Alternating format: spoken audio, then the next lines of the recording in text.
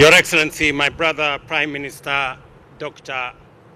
Abiy Ahmed, Excellencies, heads of state and government, honorable ministers, distinguished guests, ladies and gentlemen, it is my singular honor and deep privilege to address you on this important occasion, the inauguration of the Grand Ethiopian Renaissance Dam, a moment of monumental significance. I congratulate the government and the people of the Federal Republic of Ethiopia on this historic achievement. The Grand Ethiopian Renaissance Dam is not only a feat of engineering ambition, it is also a bold affirmation of Africa's capacity to shape its own destiny, marshal its resources, and deliver transformative infrastructure in pursuit of prosperity. Today,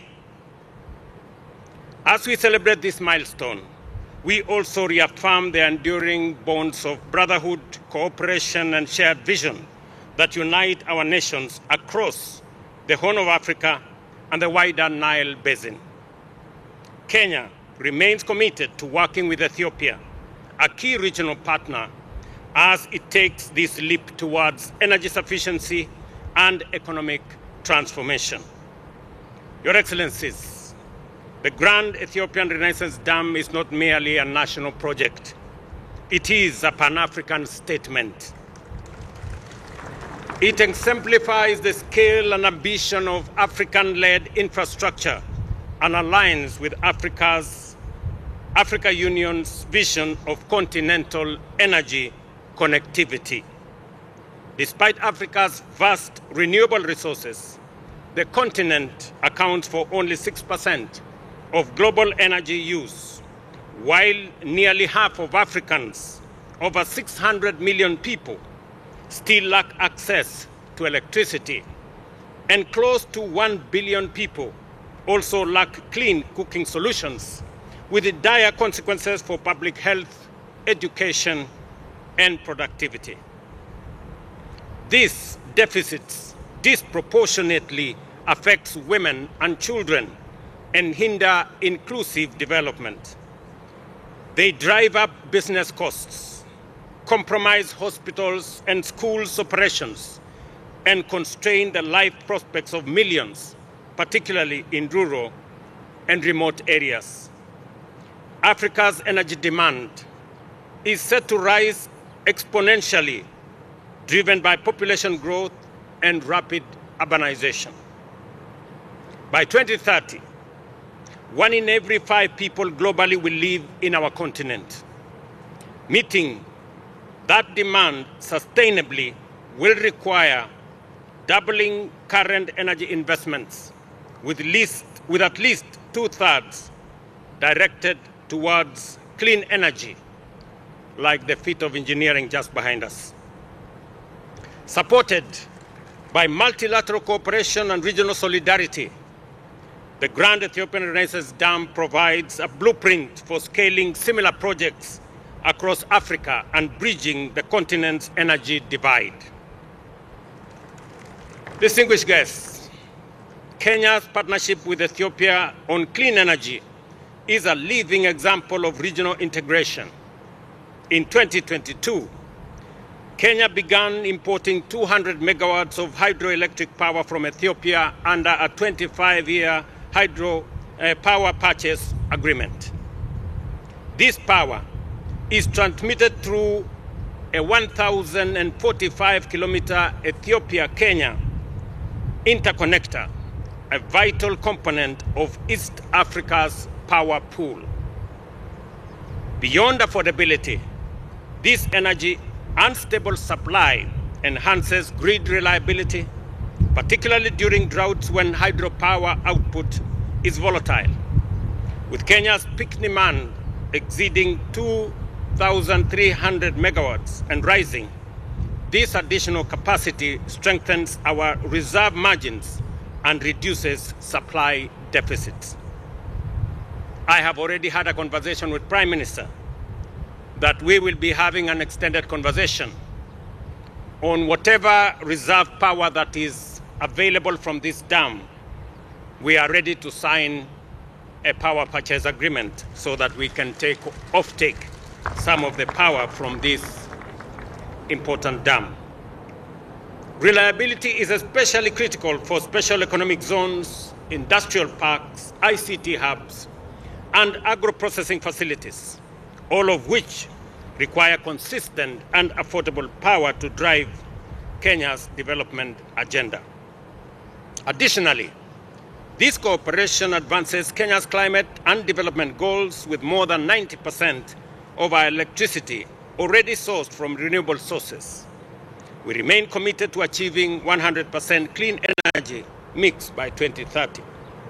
The Grand Ethiopian Renaissance Dam strengthens this transition by integrating zero-emission power into our grid and reducing reliance on fossil fuels.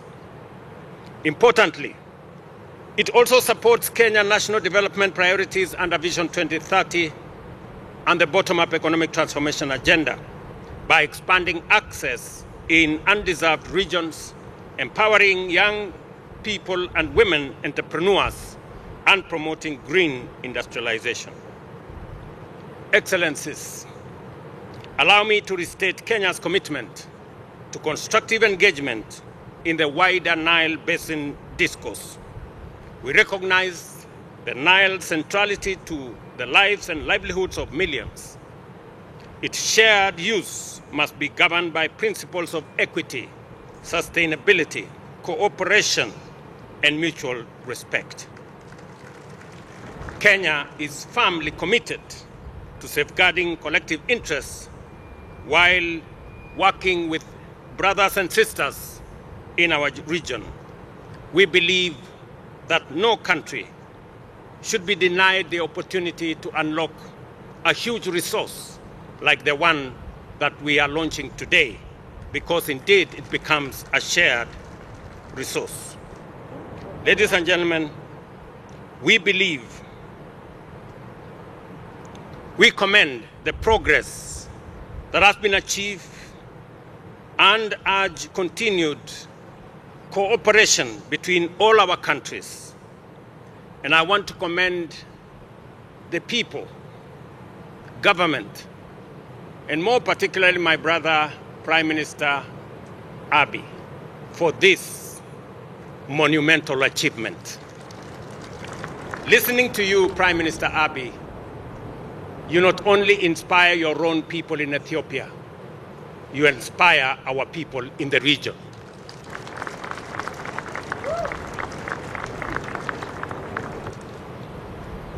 Knowing very well that the sweat and blood and energy and effort and resources that have been put in the development of this dam was as a result of locally mobilized resources, money raised by Ethiopians to build this monumental project, gives us confidence of the ability of us as a people to take charge and command our own development into the future. The fact that you have raised $5 billion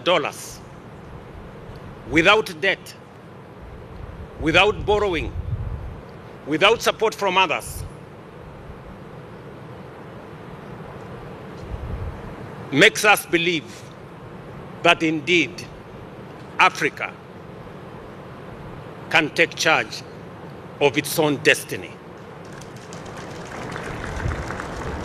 I want to encourage you, Prime Minister Abiy, as my brother, continue to do what you're doing. You're doing the right thing. And if you are in doubt at any one moment, let me confirm to you, you are doing the right thing. Continue doing this, because our future is going to be dictated by what we do, the vision we carry, the hopes of our people that we turn into reality, as you are doing in this dam. Your brothers and sisters in Kenya I will give you an example. 2 years ago, we decided that we are going to get millions of our people. In fact, 7 million of Kenyans live in slums. And we decided that we are going to give dignity to our people and we are going to build houses for them. I am happy that Ethiopia, in your vision, is going to build 1.5 million houses. We are also on that journey.